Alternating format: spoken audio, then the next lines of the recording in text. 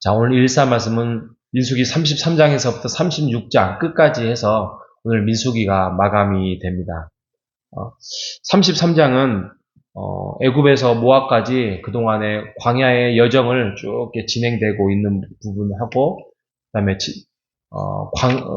가나안 땅에 들어가서 이제 제비 뽑아서 차지할 땅을 말씀을 하고 있고요. 34장은 그 가나안 땅 안에서의 그 경계를 지명을 하고 있고, 각 지파의 책임자들을 세웁니다.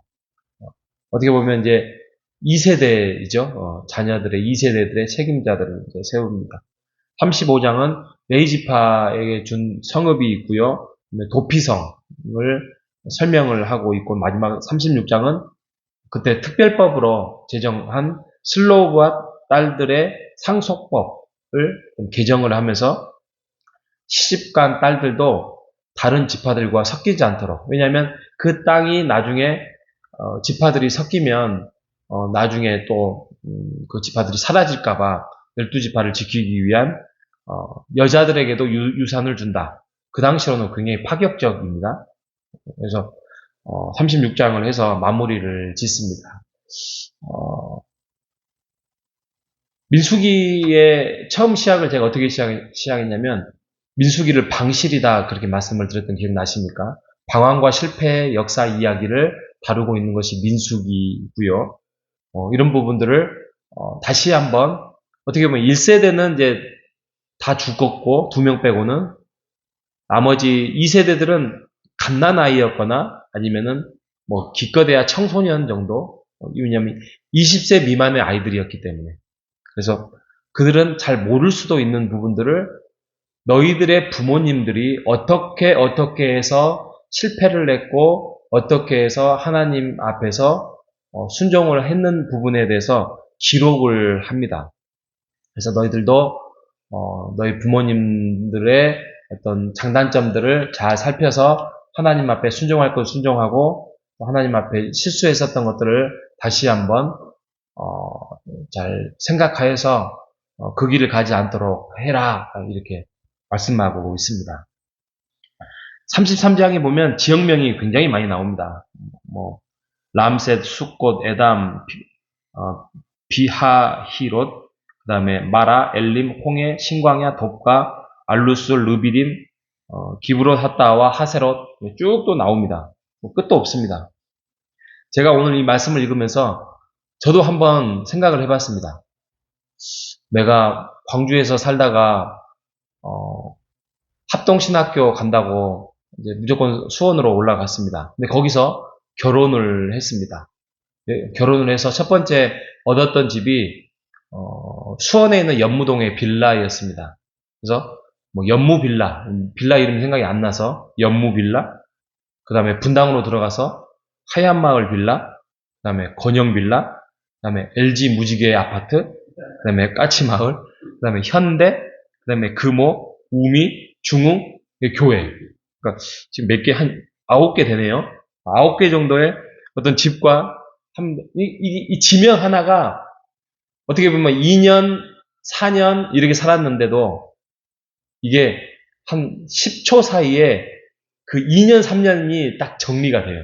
아, 그때는 우리가 준수를 나왔고, 야, 이곳에 갔을 때는 빛이 들어오지 않는 아주 깜깜한 집이었고, 곰팡이가 많이 피었던 집이고, 하지만 교회가 가까웠고, 뭐 이런, 또 어떤 처음으로 이제 올라가서 살았던 아파트에는 또 이런 아파트였는데, 아, 이 아파트는 굉장히 넓었고, 밖에 나가면은, 그때 아이들은 어렸는데, 그때 아이들과 같이 운동하러 다녔고, 막 이런 것들이 어떻게 보면 한 4년이라는 세월이 10초 안에 지나가요. 그래서, 야, 그때가 그래도 좋았지? 이때는 좀 아쉬웠지? 이런 생각이 들어요. 이런 생각을 들어요. 33장에 이 지명의 이름을 보니까 모세가 기록을 했다, 이제 이렇게 우리가 생각을 하잖아요. 누가 기록을 했던, 뭐, 후반기는 아니었다, 뭐, 이런 걸 떠나서 하면서, 아무튼 이 지명들을 통하여서 그들이 옛날에 그 했었던 이야기들, 또 뭐, 할 사람이 없었다면 아마 여호수아나 갈렙이라도 살아있으니까 그때는 이랬었지라는 아주 구수한 옛날 할아버지가 들려왔던 하나님의 역사 이야기며 또 이스라엘 백성들의 방황과 실패의 이야기를 구수하게 들려주지 않았을까라는 생각을 해봅니다. 굉장히 지루하잖아요. 우리가 뭐 읽다가도 낯선 지명이면 읽어지지도 않는 부문이지만 그들에게는 기억에 남는 거예요. 그들에게는 그것이 어떻게 보면 고향 같고 그것이 아픔이었고 그러기 때문에 부모님이 또 할아버지가 죽어갈 수밖에 없었던 그 아픔의 광야의 장소였습니다. 여러분 그거 아십니까? 제가 어떤 책을 읽다 보니까 옛날에 시골에는 도서관이 뭐가 있습니까? 책이라도 제대로 없잖아요. 근데 그 도서관이나 삶의 지혜나 삶의 모든 노하우와 이런 것들을 배울 수 있는 거는 그 지역, 그 마을의 훈장 선생님 같은 한 분의 할아버지였어요, 할아버지. 그래서 뭐든지 애가 아프든 또 뭐 집안에 문제가 생겼든 갈등이 생기든 그러면 그 할아버지 집을 찾아갑니다. 어르신, 어떻게 해야 됩니까? 그러면 그 할아버지가 그 집안의 지역의 사람의 나이 많으신 분이 설명하고 해석해주고 또 가르침을 주었습니다. 그래서 어떤 책에 보니까 이런 문장이 있더라고요. 그 마을의 할아버지 한 분은 도서관입니다. 이런 말이 있었어요. 진짜로. 도서관이에요. 그 모든 삶의 지혜와 지식과 그런 것들을 갖추는 사람. 지금 그 부분이에요. 민수기의 끝부분이 말하고자 하는 것은 물론 율법이고요.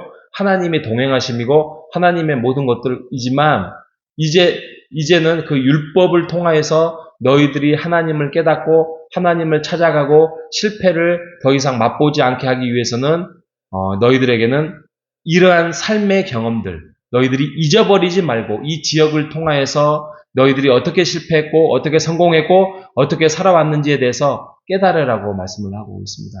제가 지난번에 지지난주에 설교 그랬잖아요. 우리가 기억하는 것이 이게 신앙이고 이게 믿음이다. 그냥 똑같은 죄를 반복하고 똑같은 일을 우리가 실패하고 하는 것은 이것은 너무나도 어리석은 거예요. 그러지 않기 위해서는 우리가 지난날 하나님이 무엇을 기뻐했고 하나님이 무엇을 슬퍼했고 아쉬워하는지에 대해서 우리의 삶의 일대기를 한번 살펴보는 여러분 되시기를 바랍니다. 한번 저보다도 더 많은 이사를 다녔을 거예요. 그죠? 우리 장로님 권사님 아마 10번도 더 다녔을 것 같아요. 또 수많은 여러 가지 사업도 하셨을 거고 수많은 사람들도 만났을 것이고 그러면서 하나님께서 우리에게 어떻게 초창기에 이렇게 살았고 중반기에는 어떻게 살았고 자녀들이 어떻게 살았고 어떻게 해서 이렇게 왔는지 하나님께서 감사할 내용은 무엇인지 우리도 민수기를 마쳤으니 우리의 인생도 한번 쭉 일대기를 오늘 하루를 살펴보면서 하나님이 우리에게 주신 그 역사 이야기를 오늘 하루를 묵상해보는 우리 모두가 되시기를 주님의 이름으로 축복합니다. 하나님 감사합니다. 애굽에서 모압까지 광야에 그 험난하고 무섭고 또 추울 때는 추웠던 밤, 또 낮에는 정말 뜨거운 햇빛 속에서 그럼에도 불구하고 이스라엘 백성들이 굶어 죽지 않았고 또 뜨거워서 죽지 않았고 추워서 추위에 떨지 않았던 것은 결국에는 하나님의 보호하심과 인도하심과 지키심이 있었기 때문입니다. 하지만 결국에는 60만이라는 그 많은 장정들이 쓰러져 갔던 것은 순종하지 않았던 하나님을 대적하고 하나님을 분노케 했던 일들임을 다시 한번 민수기의 말씀을 마무리를 하면서 다시 한번 생각해보는 오늘 하루를 주셔서 감사합니다.